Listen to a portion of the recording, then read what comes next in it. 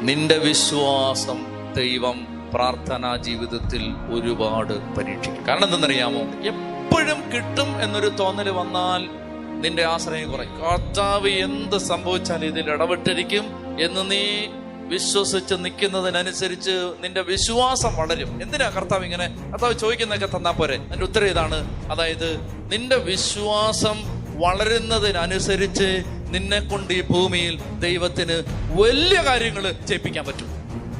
അതുകൊണ്ടാണ്. അല്ലെങ്കിൽ നിനക്ക് ചോദിക്കുന്നതെല്ലാം തന്നെ വിട്ടേനെ. മനസ്സിലായോ? അതായത് നിന്റെ വിശ്വാസം വളരുന്നതിനനുസരിച്ച് നിന്നെ കൊണ്ട് ഇപ്പൊ ഈ ചോട്ട കാര്യങ്ങളല്ലേ ചെയ്തോണ്ടിരിക്കുന്നത്. ഇപ്പൊ നിന്നെ ഈ മുറ്റത്ത് നിർത്തിയിരിക്കുന്നതിന്റെ കാരണം നീ നിന്ന് ഇത് വാങ്ങിക്കുമ്പോ നാളെ നീ നിന്ന് ലോകത്താരും വാങ്ങിച്ചിട്ടില്ലാത്തത് അവന്റെ കയ്യിൽ നിന്ന് വാങ്ങിക്കും.